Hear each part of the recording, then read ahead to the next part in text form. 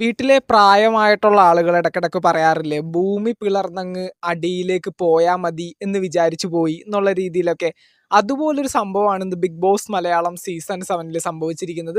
ആദിലയുടെ big boss ഹൗസിലെ പെർഫോമൻസിനെ പറ്റി, Adila big boss ഹൗസിൽ കാണിച്ചു കൂട്ടുന്ന പല കാര്യങ്ങളെ പറ്റിയും കണ്ടസ്റ്റൻസിനോട് ചോദിക്കുകയും, ലാലേട്ടൻ നേരിട്ട് ആദിലയോടും ഈ ഒരു കാര്യങ്ങളൊക്കെ എന്തുകൊണ്ടാണ് ആദില ഇത്ര മോശമായിട്ട് വരുന്നത്, അതുപോലെ തന്നെ ആദിലയുടെ പല പല കാര്യങ്ങളും ഇപ്പൊ ജനങ്ങൾക്ക് ഒട്ടും ഉൾക്കൊള്ളാൻ പറ്റാത്ത രീതിയിലും അവരെ ഭയങ്കരമായിട്ട് അസ്വസ്ഥരാക്കുന്ന രീതിയിലൊക്കെയാണ് ആദില പല കാര്യങ്ങളും ബിഗ് ബോസ് ഹൗസിൽ ചെയ്യുന്നത് എന്നുള്ള രീതിയിലൊക്കെ ലാലേട്ടൻ ആദിലയോട് ചോദിക്കുന്നുണ്ട്. അതുപോലെ തന്നെ ആദിലയുടെ ഈ ഒരു മാറ്റത്തെ പറ്റി മറ്റുള്ള കണ്ടസ്റ്റൻസിനോട് അഭിപ്രായങ്ങൾ ചോദിക്കുന്നുണ്ട്. അനീഷിന്റെ അടുത്ത് ചോദിക്കുന്നുണ്ട്.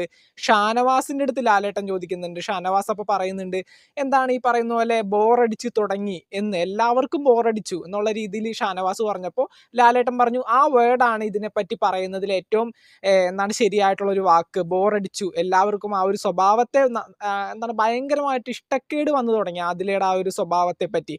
അതുപോലെ തന്നെ നമ്മുടെ നൂറയോട് ലാലേട്ടൻ ചോദിച്ചു, ഒപ്പം ജീവിക്കുന്ന ആളല്ലേ, എന്താണ് ആദിലയുടെ ഈ ഒരു സ്വഭാവത്തെ പറ്റി പറയുന്നത്, വീട്ടിലും ഇങ്ങനെ തന്നെയാണോ ആദില എന്ന് ചോദിച്ചപ്പോൾ നൂറ പറയുന്നു, അതേ ലാലേട്ട, ആദിലയുടെ ബേസിക് നേച്ചർ ഇത് തന്നെയാണ്, വീട്ടിലും പുള്ളിക്കാരത്തി ഇങ്ങനെ തന്നെയാണ്. അപ്പൊ ലാലേട്ടൻ ഒറ്റ വാക്ക് ചോദിക്കുന്നു, അപ്പൊ എങ്ങനെ സഹിക്കുന്നു ഈ പറയുന്ന ആദിലയെ? നൂറ പറയുന്നു, ലാലേട്ട പെട്ടുപോയില്ലേ, സഹിച്ചല്ലേ പറ്റൂന്ന്. ഈ ഒരു സമയത്ത് ഭൂമി പിളർന്നങ്ങ് അടിയിലേക്ക് പോയാ മതി എന്ന് ആദില ശരിക്കും വിചാരിച്ചിട്ടുണ്ട്. മറ്റുള്ള എല്ലാ കണ്ടസ്റ്റൻസിന്റെയും മുഖം ആ സമയത്ത് എന്തോ പോലെ ആയിപ്പോയി. ലാലേട്ടൻ വരെ ഞെട്ടിപ്പോയി. നൂറ അങ്ങനെ പറയുമെന്ന് ഒട്ടും എക്സ്പെക്ട് ചെയ്തില്ല. നൂറ അതിലെ ന്യായീകരിച്ചുകൊണ്ട് വരും എന്നുള്ള രീതിയിലൊക്കെയാണ് ലാലേട്ടൻ പോലും വിചാരിച്ചിരുന്നത്. പക്ഷെ ആ ഒരു സമയത്ത് നൂറ പറയുന്നു, പെട്ടുപോയില്ല ലാലേട്ട, എന്ത് ചെയ്യാൻ പറ്റും എന്നൊരു ചോദ്യം ചോദിച്ച സമയത്ത്, അതിപ്പോ കോമഡി ആയിക്കോട്ടെ, അല്ലെങ്കിൽ ഒരു സാഹചര്യത്തിനൊത്ത് നൂറ പറഞ്ഞതായിക്കോട്ടെ, വാട്ട് എവർ എന്തും ആയിക്കോട്ടെ, പക്ഷെ ആ ഒരു സമയത്ത് അത് കേട്ട സമയത്ത് അവിടെ കണ്ടുകൊണ്ടിരിക്കുന്ന കാണികളും ലാലേട്ടൻ ഉൾപ്പെടെയുള്ള എല്ലാ കണ്ടസ്റ്റൻസും ഭയങ്കരമായിട്ട് എന്തോ അന്തം വിട്ടുപോയി ആ ഒരു വാക്ക് പറഞ്ഞ സമയത്ത്. അതിലൊക്കെ എന്തോ ഇല്ലാണ്ടായ ഒരു ഫീലായിരുന്നു. ആ ഒരു ഫേസ് കണ്ടാലറിയാം. എന്തൊക്കെയാണെങ്കിലും ഈ ഒരു വാക്ക്, ഈ ഒരു വീക്കെൻഡ് എപ്പിസോഡ് അടുത്ത ആഴ്ചകളിൽ അല്ലെങ്കിൽ അടുത്ത ഡേയ്സിൽ ബിഗ് ബോസ് ഹൗസിൽ എന്തെങ്കിലുമൊക്കെ സാരമായിട്ടുള്ള മാറ്റങ്ങൾ കൊണ്ടുവരാനായിട്ട് സാധിക്കുന്ന ഒരു വീക്കെൻഡ് തന്നെ ആയിരിക്കും ഇത്. കാരണം മറ്റൊന്നുമല്ല, നൂറയും ആദിലയും തമ്മിൽ വരെയും ഒരു ഗെയിം ബിഗ് ബോസ് ഹൗസിൽ കൊണ്ടുവരാനായിട്ട് ഏറ്റവും സാധ്യതയുള്ള ചില കാര്യങ്ങളാണ് ഇന്ന് ബിഗ് ബോസ് ഹൗസിൽ ഉണ്ടാവാനായിട്ട് പോകുന്നത്.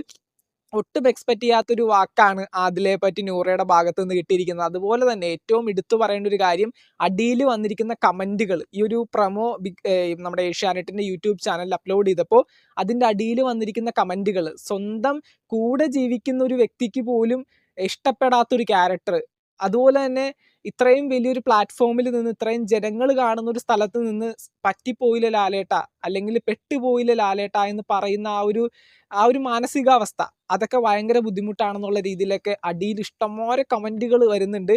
എന്തൊക്കെയാണെങ്കിലും ഇതിന്റെ ബാക്കി പത്രം ബിഗ് ബോസ് മലയാളത്തിൽ നമുക്കിനി കണ്ടു തന്നെ അറിയാം.